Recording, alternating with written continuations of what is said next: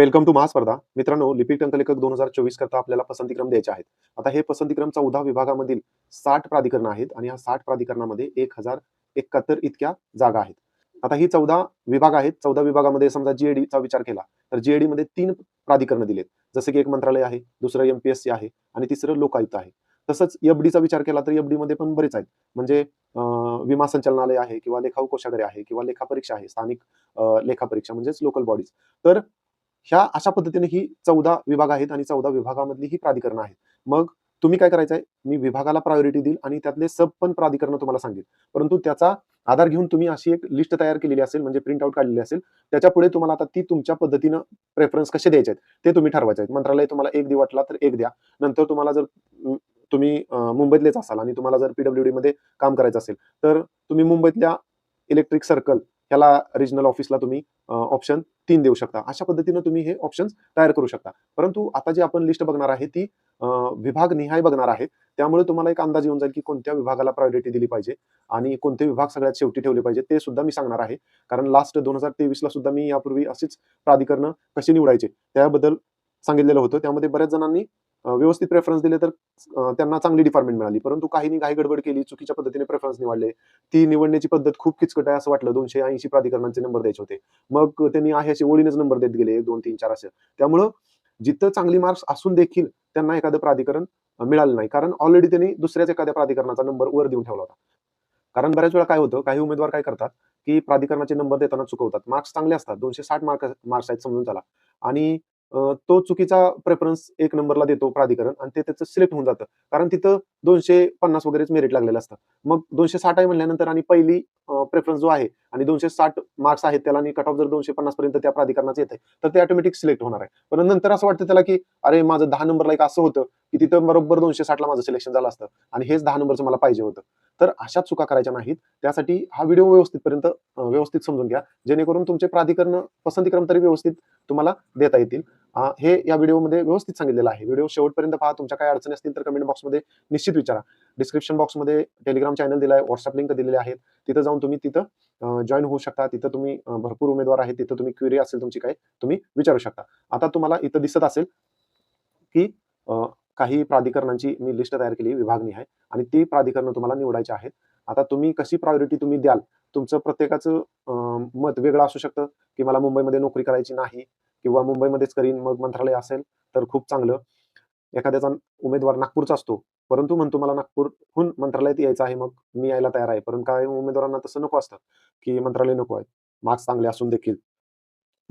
तर बघा आपली ही सामान्य प्रशासन विभागाअंतर्गत ही 3 डिपार्टमेंट येत आहेत. म्हणजे मंत्रालयातली वेगवेगळी 32 विभाग आणि त्यामध्ये काहीतरी 175 प्लस जागा आहेत. त्याचबरोबर एम-पी-एस-सीमध्ये 41 जागा आहेत आणि लोकायुक्तमध्ये तुलनेने कमी जागा असतील. तर आता बघा या तिन्ही ठिकाणी तुम्हाला ए-एस-ओ होता येतं.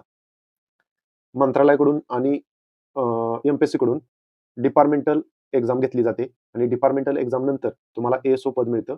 5 आफ्टर 5 इयर्स तुम्ही एलिजिबल होता.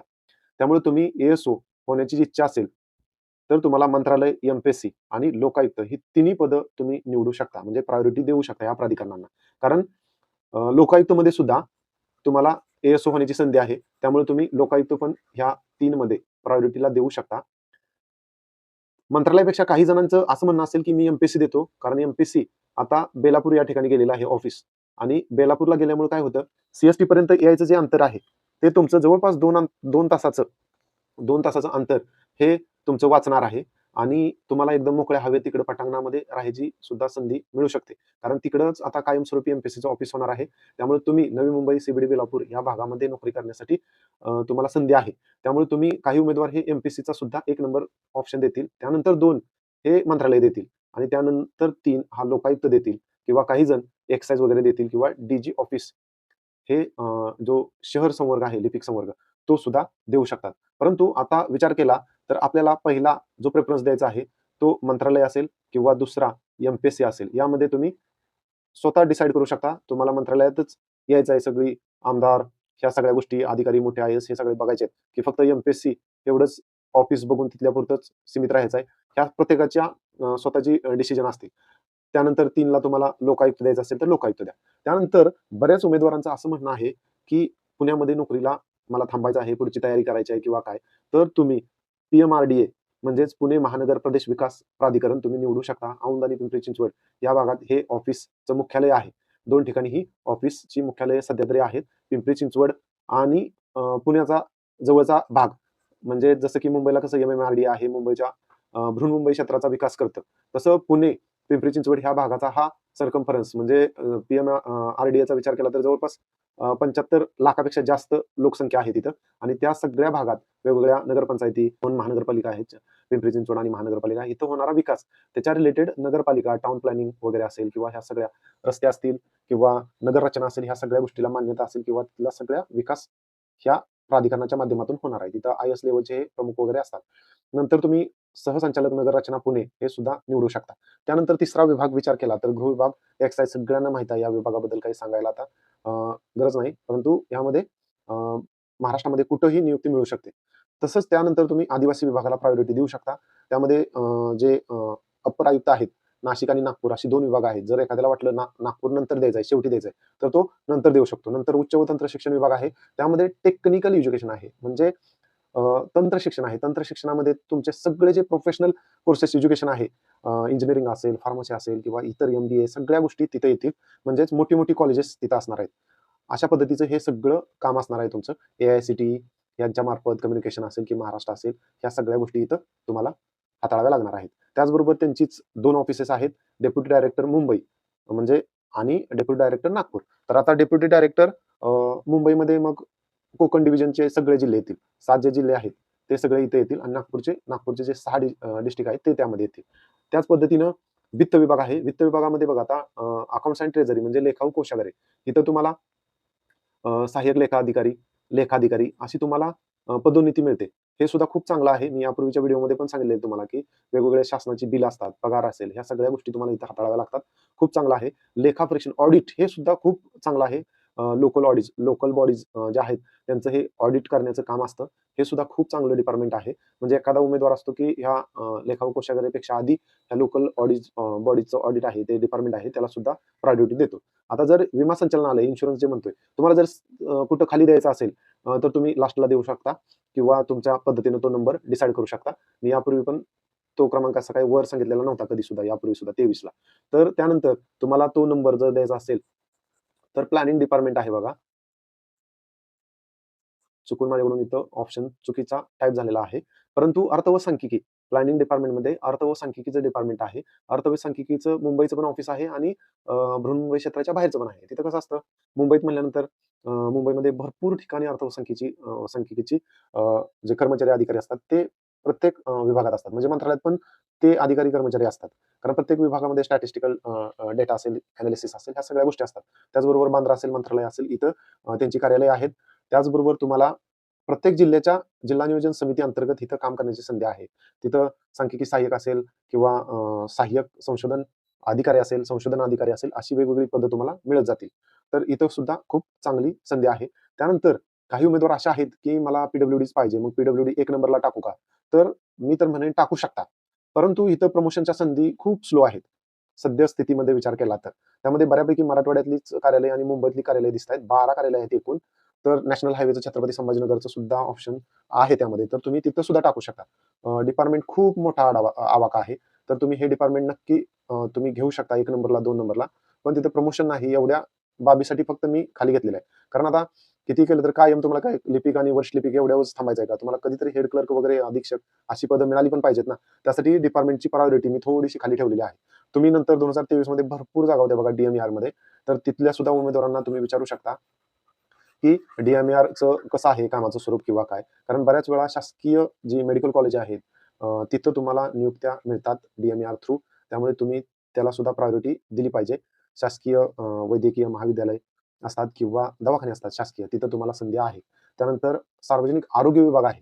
सार्वजनिक आरोग्य विभागाचं कमिशनर, आयुक्त हे मुंबईचं हेल्थ सर्व्हिस म्हणजे सेंट जॉर्जेस हॉस्पिटलच्या तिथे एक इमारत आहे आरोग्य भवन. तिथं हे मुख्य ऑफिस आहे आणि त्यानुसार तिथं मेन ऑफिसला काही कर्मचारी ठेवतील किंवा ऑल महाराष्ट्र नियुक्त्या देऊ शकतील. आता ते त्यांचा आकृतीबंध आणि कसं मागणीपत्र होतं त्याच्यावर डिपेंड आहे. त्यानंतर तुम्हाला जर द्यायचं असेल, तर मग मत्स्य व्यवसायाचं आयुक्त कार्यालय आहे. मुंबई विभाग मधलं आहे. परंतु संपूर्ण महाराष्ट्रामध्ये त्याचा व्याप आहे. कारण गोड्या पाण्यातली मच्छी ह्याची शेती आता झालेली आहे. त्यामुळं त्याचा व्याप पण खूप मोठा आहे. त्यामुळे तुम्ही मत्स्य व्यवसाय ह्या पण डिपार्टमेंटला प्रायोरिटी देऊ शकता नंतर.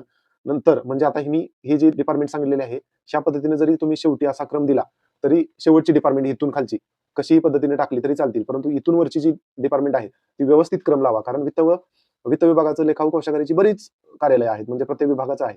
मग नाशिक आहे, पुणे आहे, अमरावती आहे, नागपूर आहे. तुम्ही ते तुमच्या सोयीस्कर तुम्ही तिथं त्याला प्रायोरिटी द्या. कोण नागपूरचा असेल तर मी म्हणेल तो नागपूर मी देईन. कशाला कोकण देऊ एवढ्या लांब. तर तुम्ही त्या पद्धतीनं सेट करू शकता. त्यानंतर अन्न नागरी पुरवठ्यामध्ये कसं आहे, वित्तीय सल्लागार व उपसचिव हे मुंबईला ऑफिस आहे. जीटी हॉस्पिटलच्या शेजारचं जे मिनी मंत्रालय आहे तिथं आणि अन्न व नागरी पुरवठा यांच्या आधिपत्याखाली हे काम करतं.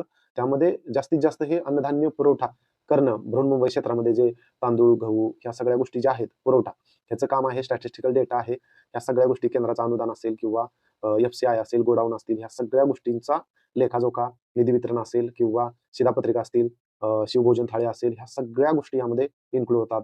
आनंदाचा शिधा असेल किंवा गॅस सिलेंडर असेल, सगळ्या गोष्टी यांच्याकडे आहेत. त्यामुळं वित्तीय सल्लागार व उपसचिव इथं मुंबईला आहे, जीटी हॉस्पिटल शेजारी ते एक आहे. आणि नंतर ग्राहक सेवा कार्यालय जे आहेत, तिथं म्हणजे आपण तक्रारी वगैरे करू शकतो. तशी कार्यालय आहेत, ती पण बरीच आहेत. तिथं तुम्हाला मग शेवटची संधी म्हणून तिथं देऊ शकता. इंडस्ट्रियल कोर्ट आहे. आता इथं नागपूरच्या पण काही जागा आहेत. परंतु असं यापूर्वी असं झालं, की बऱ्याच उमेदवारांना नागपूरलाच संधी दिली जास्तीत जास्त आणि कामाचा आवाका पण खूप आहे. इंडस्ट्रियल कोर्ट आहे. म्हणजे ज्या उद्योगधंदे कंपन्या आहेत, त्यांचे जे काही डिस्प्यूट असतील, म्हणजे समजा कर्मचाऱ्यांच्या विरोधात असतील, शासनाच्या विरोधात असतील, स्थानिक नागरिक असतील किंवा पर्यावरण असेल किंवा इतर काही गोष्टीच्या अनुषंगाने त्यांच्या तक्रारी असतील, त्या तिथं त्यांच्या सोडवल्या जातील. अशा पद्धतीचं ही इंडस्ट्रियल कोर्ट आहे. आणि विधी व न्यायमध्ये जे शासनाचे वकील असतात, त्यांच्या ते सेल आहेत. छत्रपती संभाजीनगर असेल किंवा नागपूर असेल आणि मुंबई मुख्य जी शाखा आहे, मूळ शाखा. अशा पद्धतीची ही 14 विभागाची तुम्हाला ही रचना सांगितलेली आहे. प्रायोरिटी द्यायची म्हटली, तर तुम्ही मंत्रालय द्यायचं असेल, तर मंत्रालय देऊ शकता किंवा मंत्रालयापेक्षा एखादा उच्च पदावर एखाद्याला एम-पी-एससीला ठेवायचं असेल, 41 जागा आहेत. खूप दिवसापासून इतक्या जागा आल्या नव्हत्या. तरी सुद्धा तुम्ही अशी प्रायोरिटी देऊ शकता. व्यवस्थितरित्या पहा आणि तुमची जी लिस्ट आहे, ती अपडेट करा. कारण लिस्ट अपडेट केल्यानंतर तुम्हाला त्या लिंकवर गेल्यानंतर खूप फास्ट तुमचं हे सगळे ऑप्शन्स भरून होणार आहेत. त्यामुळे तुम्ही ऑप्शन्स कसे देताय त्याच्यावर खूप पुढचा विषय फायनल होणार आहे. कारण चुकून एखादा ऑप्शन खालीवर झाला, तर तुम्हाला मिळत असून देखील एखादं प्राधिकरण मिळणार नाही. त्यामुळे ह्या सगळ्या गोष्टी व्यवस्थित पहा. ह्याची जी लिंक आहे किंवा ह्याची जी पी आहे, ती मी Telegram चॅनलला डिस्क्रिप्शन बॉक्समध्ये त्याची लिंक देतो. त्यावर टाकेन. तिथून तुम्ही ॲक्सेस करू शकता. आपल्या महास्पर्धा YouTube चॅनलला सबस्क्राईब करा. तुमच्या काही अडचणी असतील तर कमेंट बॉक्समध्ये निश्चित विचारा. व्हिडिओ आवडला असेल तर व्हिडिओला लाईक करा, मित्रांपर्यंत शेअर करा, वेगवेगळ्या ग्रुपवर शेअर करा आणि टॅक्स असिस्टंट जे झालेले आहेत त्या उमेदवारांना आव्हान असेल, की तुम्ही नो प्रेफरन्स ऑप्शन निवडा आणि इतर उमेदवारांना संधी द्या. त्यांना सुद्धा प्रवाहामध्ये येऊ द्या. तेच तुमचे भाऊ-बहीण, मित्र-मैत्रिणी आहेत. त्यांना सुद्धा प्रवाहात येऊ द्या. कारण चांगल्या गोष्टीचं नेहमी रिफ्लेक्शन मिळतं. मी तुम्हाला लास्ट टाईम पण सांगितलेलं आहे. तर आता जर ऑलरेडी टॅक्स असिस्टंट असेल, तर तुम्ही नो प्रेफरन्स ऑप्शन निवडावा अशी आमची अपेक्षा आहे. Thanks for watching महास्पर्धा.